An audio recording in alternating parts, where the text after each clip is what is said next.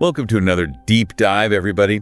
This time we're diving into shadow people. You guys sent in a ton of research for this one, and let me tell you, it did not disappoint. Yeah, some seriously fascinating stuff. I know, right? Okay, so where do we even begin? I mean, we've got articles here claiming that shadow people are just like darker versions of ghosts. Right. But then others are saying they could be like interdimensional beings. Oh, yeah, I saw those. Even time travelers.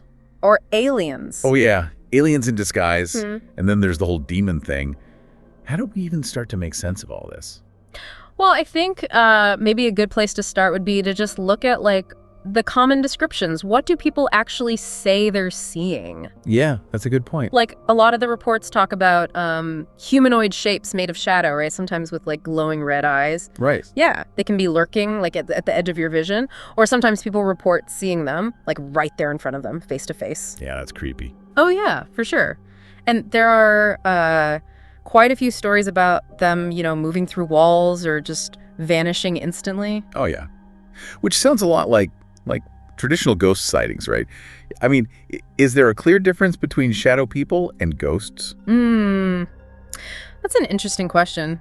One thing that stands out to me is that shadow people don't seem to be associated with, the typical ghostly stuff. You don't really hear about orbs or ectoplasm with shadow people. That's true. I didn't see that in any of the research. Yeah, so it's kind of make you think that maybe we are dealing with something, completely different from spirits. Okay, so if they're not ghosts, then what are they? Right. One theory that really kind of stuck with me was the idea that they might be like lost human spirits.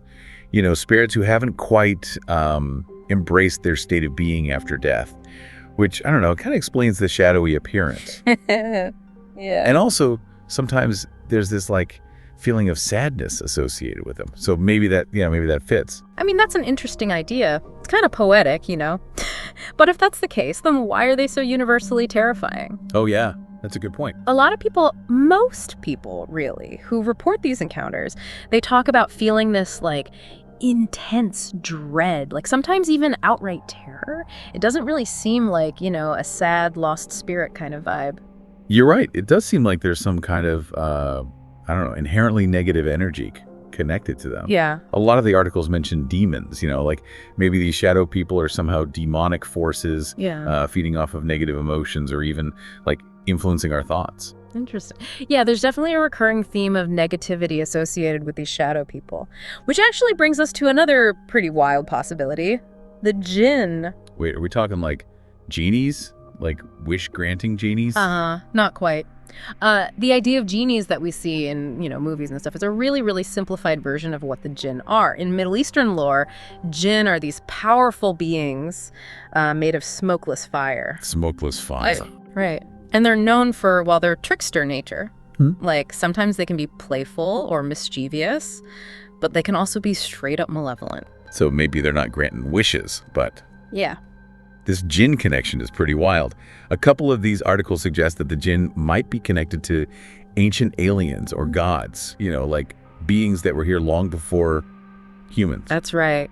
Yeah, in some circles, people connect jinn to things like ancient astronauts and otherworldly beings. Definitely adds a whole other layer to the shadow people mystery. It really does.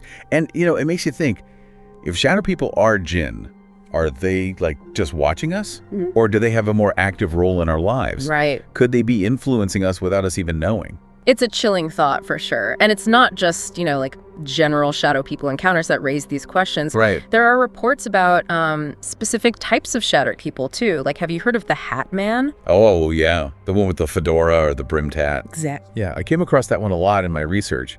And it seems like he's often seen during sleep paralysis, which, that's already a terrifying experience. Totally. But people describe feeling like they're being watched by this Hat Man, even though he doesn't have, any visible eyes. Yeah, it's a really unsettling image. Yeah, very unsettling. And the Hat Man is a pretty fascinating example of how our minds can, create these really unsettling images, especially during altered states of consciousness. Sleep paralysis is a physiological phenomenon, right? Yeah. Where you're aware of your surroundings, but you can't move, and it's often accompanied by hallucinations. Right. But what about people who see shadow people when they're wide awake? Yeah. Surely sleep paralysis can't explain all of these experiences. You're right, it can't. And that's where we start to venture into some pretty uncharted territory. I mean, we really need to consider the psychological aspects here. Okay. The possibility that maybe, just maybe, these shadow people represent something deeper, something within ourselves. Okay, now we're getting to the really interesting stuff. So you're saying, like, maybe shadow people are psychological projections, like manifestations of our own fears and anxieties. That's a pretty big jump from demons and aliens, huh? It might seem that way, but think about this.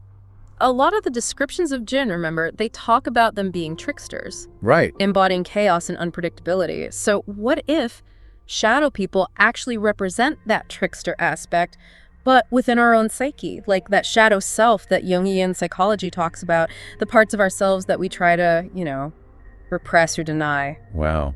So instead of looking outward for answers, we should be looking inward. It's a different way of thinking about it, for sure. That's definitely a different way of approaching this whole shadow people phenomenon. Yeah. It's like maybe all those feelings of dread and negativity that people associate with shadow people, Right. maybe that's just our own fears and anxieties being like reflected back at us. Exactly. And that's a concept that we'll dig into a little deeper as we go further into your research. Okay, yeah, I'm ready for that. This is getting really good. Yeah, it's definitely a shift in perspective. For sure. Instead of thinking of shadow people as these like external threats, Yeah. we start to see them as like potential messengers. Right. Messengers from our own subconscious. Okay, so if we're going with this idea of shadow people as psychological projections, Yeah. then what does that mean for the people who actually see them? Right. Are they just like more in touch with their shadow selves than the rest of us? Mm-hmm. Or are they maybe going through something that's like bringing those fears to the surface?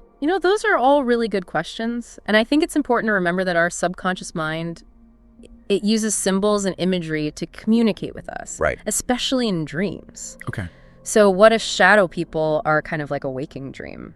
Oh, whoa. Like a symbolic representation of something that our subconscious is trying to process. That's pretty profound. So maybe instead of being terrified by these shadow figures, maybe we should be trying to understand what they're trying to show us. Exactly. Like maybe they're not actually trying to harm us, but rather to like get our attention. Right. To point us towards something we need to address within ourselves. It's a very different way of looking at it than, the traditional view of shadow people as these like purely malevolent entities. Yeah, totally flips the script. Right? It's like saying, okay, shadow self, I see you. Haha. What are you trying to tell me? Yeah. It's almost like like a form of shadow therapy or something. Well, maybe not therapy in the clinical sense, but there's definitely like a parallel there. Okay. It's all about facing those darker aspects of ourselves, the fears, the anxieties, the things that we'd rather keep hidden. Right. And maybe by acknowledging them, we can begin to integrate them and become more whole. Okay. That makes a lot of sense. Yeah. But what about all those cases where people see shadow people during like seemingly normal waking states, right. Not just in sleep paralysis? Yeah. How does that fit into this whole psychological framework? It's a valid point. And, not all shadow people encounters can be easily explained away by sleep paralysis or hallucinations. Right. So it's in those cases where we need to consider the possibility of other factors at play. Like what? Are we talking like genuine paranormal activity here? Remember those theories we talked about earlier, like about shadow people being interdimensional beings or time travelers? Oh, yeah. Maybe those ideas aren't as far-fetched as they might seem. So we're going back to the idea that there might be something more to these encounters than just our own minds playing tricks on us. That there might actually be something out there, something beyond our current understanding of reality. Exactly. And if we consider the possibility of other dimensions or realms of existence, Right. It opens up a whole new set of questions. Wow, yeah. What if these shadow figures are like glimpses into those other realities? Okay. Beings that exist just outside our normal perception. That's mind-blowing. It is, right? It's like something out of a science fiction movie. Yeah. But if that's the case, why are they appearing to us? What's their purpose? It's a mystery, isn't it? Yeah. Some people think they might be trying to communicate with us. Okay. Maybe to warn us about something or to guide us in some way. Or maybe they're just passing through our reality, like ships in the night. Right. And we're just catching these like fleeting glimpses of them as they go about their business. Okay. I'm trying to wrap my head around all this. Uh-huh. We've got psychological projections, interdimensional beings, maybe even time travelers. Yeah, it's a lot. It's a lot to process. It is. And let's not forget about that spiritual aspect. Oh, right. Remember that connection we made to the jinn? Yeah, the jinn, with their trickster nature and Yeah. their connection to ancient beings and otherworldly realms. Exactly. It's interesting to think about how the jinn might fit into this whole multi-dimensional puzzle. Right. Maybe they're beings who can like navigate between different realities, Okay. blurring the lines between the physical and the spiritual. And maybe their appearance as shadow people is a way of them interacting with our world, you know, testing us or even teaching us something. Okay, so we're looking at shadow people as potential messengers Yeah. from our subconscious visitors from other dimensions. Yeah. A&D, maybe even manifestations of powerful spiritual beings like the jinn. It's a lot, I know. Are we getting any closer to an answer here, or are we just adding more layers to the mystery? I think it's a bit of both. Oh, You know, yeah. as we explore these different possibilities, we're inevitably raising more questions than we're answering. Yeah. But I think that's part of the fascination. It is. It's the mystery that keeps us coming back for more. Yeah. The sense that there's something deeper going on here. Right. Something that challenges our assumptions about reality and the nature of our own existence. And maybe, just maybe, by continuing to explore these mysteries, we'll eventually come to a greater understanding of ourselves, Yeah. our place in the universe, and the hidden dimensions that might lie just beyond our perception. Okay, so we really went deep on shadow people, We did. from the scientific to the supernatural, Yeah. the psychological. The possibly interdimensional. Exactly. Yeah. So as we wrap up here, what can we actually say we've learned about these mysterious figures? You know, it's interesting because I think the more we learn about shadow people, the more the lines get blurred. Oh yeah, for sure. Like, we started with these kind of clear-cut categories, right? Yeah. Ghosts, aliens, Yeah. hallucinations. Exactly. But now it feels like we're dealing with more of a spectrum, Mm-hmm. like a blending of all these different possibilities. I think that's a really good way to put it. Yeah. And at first I was really looking for like the answer, Yeah. the one explanation that fit all shadow people encounters. Yeah. But now I'm kind of wondering if maybe it's not about finding the one answer, but about understanding that there could be many answers, Right. depending on the specific case. Exactly. Like, some encounters might have purely psychological roots. Yeah. You know, our fears taking shape during sleep paralysis. Right. Or moments of high stress, while others could involve genuine spiritual or energetic phenomena like the presence of entities from other realms. And then you've got those reports of shadow people, Yeah. like seemingly defying the laws of physics, Right. moving through walls or just vanishing into thin air. Yeah.